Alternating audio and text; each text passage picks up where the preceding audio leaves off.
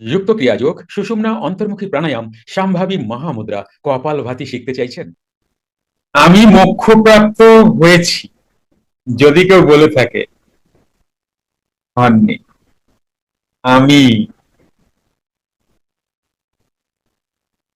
পাকা আমি, দেহ আমি না, পাকা আমি, কিন্তু তখনও পাকা আমি আছে, স্থির আমি আছে, পাকা আমি আছে বোধ হচ্ছে। কিন্তু ক্রিয়ার পর অবস্থায় যে ধীর ব্যক্তি থাকেন তিনি কিছুই করেন না, অথচ সবই করেন। তাই যোগীরাজ লিখিয়াছেন, 5 দণ্ড রোধ হলে কর্ম হবে। 5 দণ্ড রোধ হলে কর্ম হবে, অর্থাৎ 5 দণ্ড কেবল কুম্ভক অবস্থা প্রাপ্ত হইলে যে অবস্থার উৎপত্তি হইবে তাহাই কর্ম হইবে, অর্থাৎ ওই রোধ অবস্থা না থাকায় অকর্ম। এখানে বলপূর্বক রোধ নয়, এখানে অটোমোডে রোধ। তাই ইহাকে কেবল কুম্ভক বলে, শুধু কুম্ভক নয়, মানে এটা একটা অবস্থা। অর্থাৎ ক্রিয়া করিতে করিতে অন্তত 5 দণ্ডের জন্য প্রাণবায়ু রোধ হইলে, অর্থাৎ 5 দণ্ড কেবল কুম্ভক অবস্থা প্রাপ্ত হইলে যে অবস্থার উৎপত্তি হইবে তাহাই কর্ম হইবে, অর্থাৎ ওই রোধ অবস্থা না থাকাই অকর্ম। এমন ধীর ব্যক্তি সদাই আত্মাকে স্থির হইয়া থাকেন, তাহার সন্তোষও নাই, অসন্তোষও নাই, তাহার বন্ধনও নাই, মোক্ষও নাই। তিনি কুবাক্য শ্রবণ করিয়া কুপিত হন না, স্তুতিতেও হর্ষ প্রাপ্ত হন না, স্তুতিতেও আনন্দিত নয়, কুবাক্য শুনেও কুপিত হয় না। ইচ্ছা রহিত হইলে আশা থাকে না, ইচ্ছা রহিত হইলে আশা থাকে না। আশারহিত হইয়া ক্রিয়ার পর অবস্থায় থাকায় সর্বদা তৃপ্ত থাকেন, এমন ব্যক্তিকেই মহাত্মা বলে।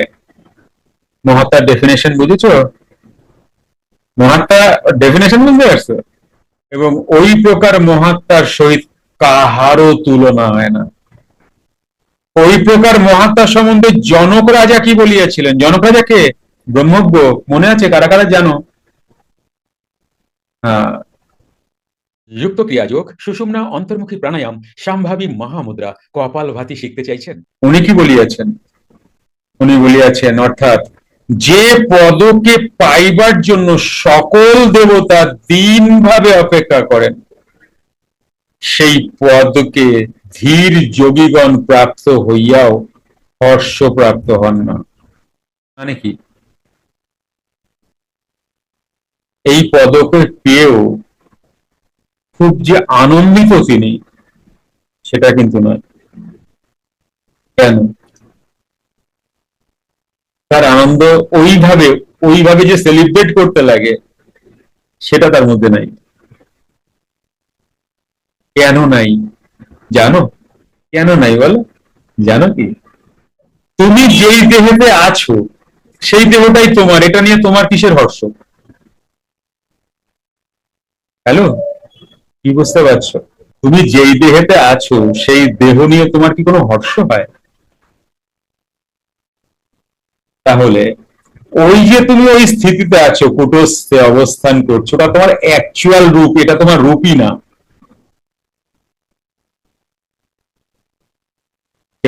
সোজা হয়ে থেকো না, কথাগুলো কি বুঝতে পারছো? হ্যালো, হাত পা তোলো তো, নাচানাচি করো একটু। তুমি এখন মনে করছো আমি যদি স্থির হই কি আনন্দে, কি আনন্দ পাবো। অ্যাকচুয়ালি তুমি তখন আনন্দিতই হবে না, কারণ ওটাই তো তুমি। তুমি তোমার দেহে থাইকে কি রোজ সকালে খুব আনন্দিত হও? হ্যাঁ গো, কে কে হও? আমি এই দেহটা পেয়েছি, আমার কি, আমার জীবনে আমি পাইনি, আমি তাকে কুত্তা ছিলাম, এখন তো মানুষ, এরকম তো এরকম হয় নাকি? হ্যাঁ গো, এইবার বুঝতে পারতেছে। আমি তো আগে শিয়াল ছিলাম, হঠাৎ মানুষ হয়েছে, হঠাৎ রাতে গেছে, আমি দেখছি মানুষ হয়ে গেছি। আরে কি আনন্দ! এটা তুমি এরকম আনন্দ পাও? হ্যালো, ভালো করে বোঝো, কিন্তু গুলায় খাওয়া দিতেছি, খাওয়াই দিচ্ছি। কারণ তুমি সকালবেলা ওইটা, এইটারই তুমি কালকে রাত্রিবেলায় দেখছো, আজকে ওইটা আবার এইটারই দেখছো, আনন্দ কিসের? এই যেটা বলতে চাইছেন কিন্তু বাবা কথাটা, আমি তো স্বয়ং, আমি আবার স্বয়ং হওয়ার পরে কিসের আনন্দ আমার? বরঞ্চ আমার দুঃখ হয় এখন, কারণ আমি স্বয়ং হতে পারছি না। হ্যালো, কথাটা কি বুঝতে পারছো? তোমার এখন দুঃখ কিসের আধ্যাত্মিক জীবনে? আমি স্বয়ং হতে পারছি না, অবস্ট্রাকশন আসছে, এইটাই তো তোমার দুঃখ। আমি এত প্রাণায়াম করছি, এত চেষ্টা করছি, কবে যে হবে প্রভু, এই জীবনে হবে না, পরের জীবনে হবে কি জানি, এই কষ্টটা তোমার সাথে আছে। তাহলে তুমি এই যে অবস্থাটা আছে, এটা তোমার অ্যাকচুয়াল অবস্থা না, এটা তুমি ভালো করেই জানো, কারণ তোমার বাড়ি এইটা না, তাই তো তুমি অখুশি। তুমি যে অখুশি, কেন অখুশি? তোমার বাড়ি এটা না, তোমার তো ডিটেলস করো নাই, তুমি তো ডিটেলিং এ যাও নাই। তুমি যদি খুব ভালো করে তুমি খবর নাও, তুমি সন্তুষ্ট নও, কেউ সন্তুষ্ট নয়, কারণ এই বাড়িটা তোমারই না, যে বাড়িতে তুমি আছো। তোমার ইটের দেওয়ালের বাড়ির কথা বলতেছি না, এই রক্ত মাংসের হাড় মজ্জার বাড়ির কথা বলতেছি। এই বাড়িটাই তোমার না, সুতরাং তোমার আনন্দ নাই। আর তুমি বারবার নিরানন্দে থাকো, কারণ সব সময় প্রতিটা মানুষ নিরানন্দে থাকে কেন? কারণ তিনি যে স্টেটে আছেন, সেই স্টেট তার নয়, তিনি ডিজায়ার স্টেটে যেতে চাইছেন, যেটা তার স্টেট। এবার তুমি তোমার স্টেটে যখন পৌঁছালা, তুমি তুমি তো তোমার জায়গায় পৌঁছেছো, এখানে খুব আনন্দিত হওয়ার কি আছে, নাচার কি আছে, সেলিব্রেট করার কি আছে? বুঝো নাই? কি সুন্দর না বিষয়টা, বোঝো?